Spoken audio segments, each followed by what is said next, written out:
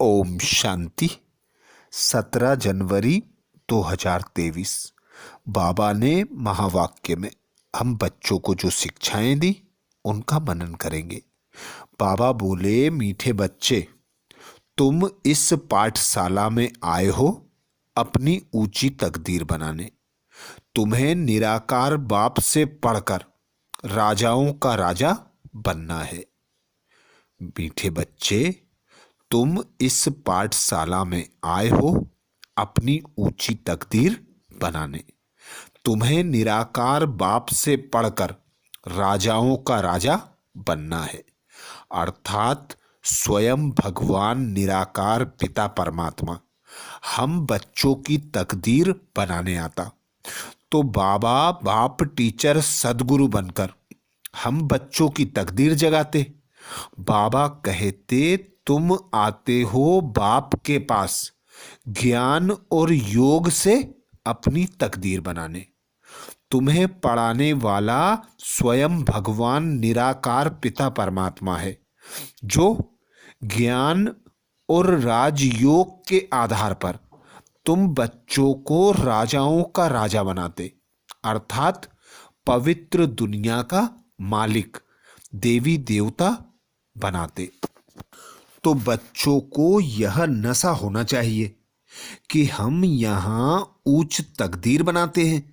यह है बड़े ते बड़ी तकदीर बनाने की पाठशाला।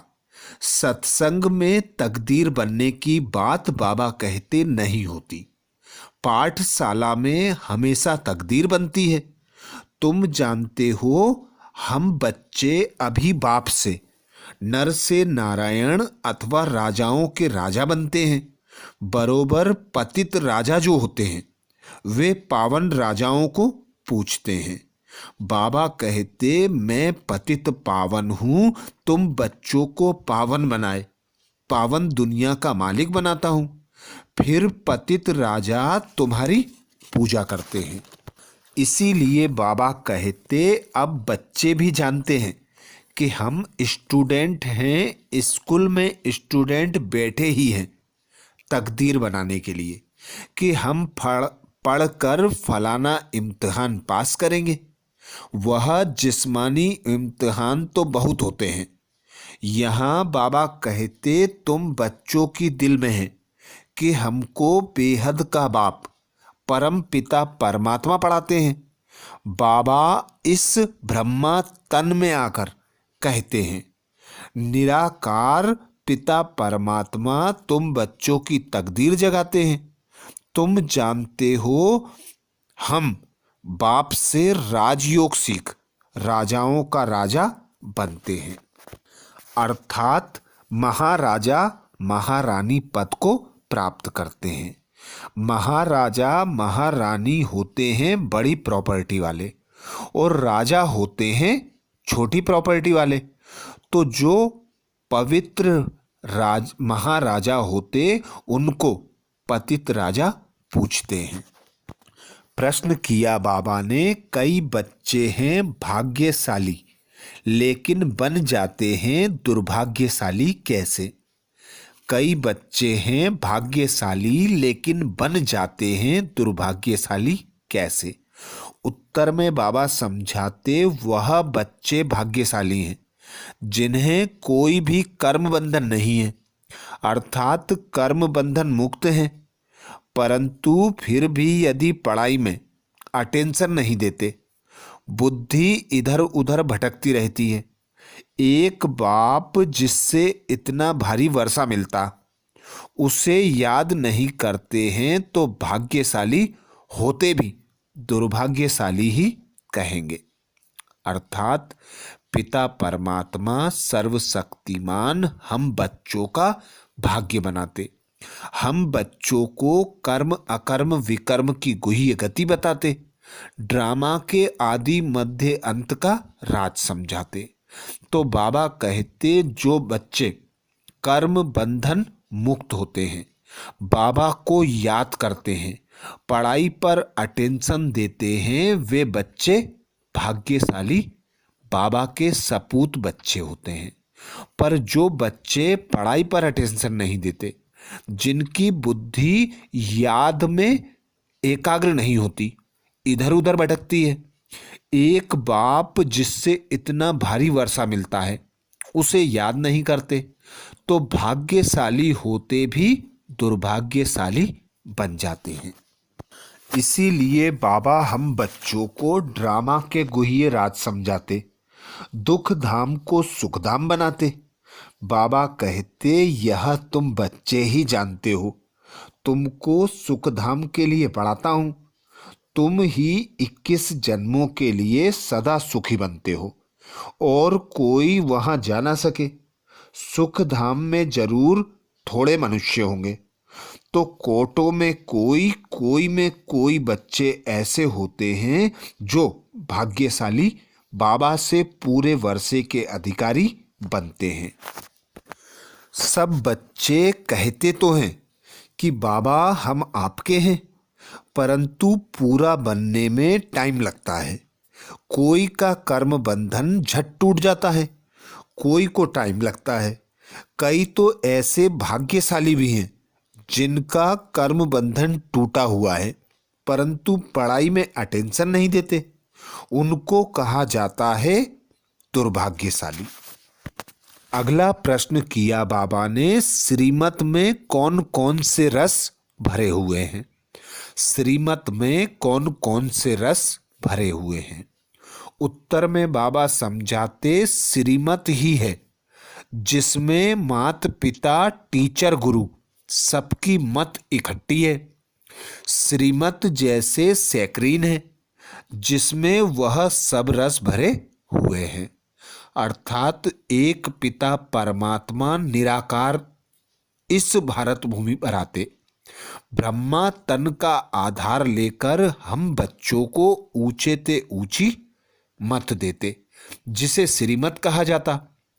बाबा कहते, देह तथा देह के संबंधों को भूल एक मुझ बाप को याद करो। सुख सुविधा के साधनों से अपनी बुद्धि को उपराम कर लो। एक मुझ बाप से सर्व प्राप्तियों की अनुभूति करो। सर्व संबंध एक बाप से अनुभव करो।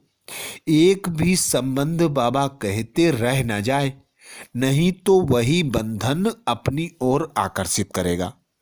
तो बाबा आकर सर्व संबंधों के रस की अनुभूति कराते, सर्व प्राप्तियां कराते। इसीलिए बाबा कहते, बाबा की श्रीमत जो है वह सैकरीन है, हर संबंध का रस उसमें भरा हुआ है। तो जो बच्चे बाबा की श्रीमत को एक्यूरेट फॉलो करते, उन्हें सर्व प्राप्तियां होती, सर्व संबंधों की अनुभूति होती, सर्व रसों की प्राप्ति हो जाती है। बाबा समझाते हैं कि अब तुमको राहु का ग्रहण लगा हुआ है। पहले हल्का ग्रहण होता है, अब दे दान तो छूटे ग्रहण, अर्थात 5 विकारों का दान दे दो। बाबा की श्रीमत पर चलो, बाबा को याद करो, पढ़ाई पर पूरा अटेंशन दो। तो बाबा कहते, प्राप्ति बहुत भारी है, तो पुरुषार्थ भी ऐसे करना चाहिए। बाबा कहते हैं, मैं तुमको राजाओं का राजा बनाऊंगा, इसलिए मुझे और वर्षे को याद करो। अपने 84 जन्मों को याद करो। इसलिए बाबा ने नाम ही रखा है स्वदर्शन चक्रधारी बच्चे। तो स्वदर्शन का ज्ञान भी चाहिए। तो बाबा हम बच्चों को ड्रामा के आदि मध्य अंत का राज समझाते, हम बच्चों के 84 जन्मों का ज्ञान देते।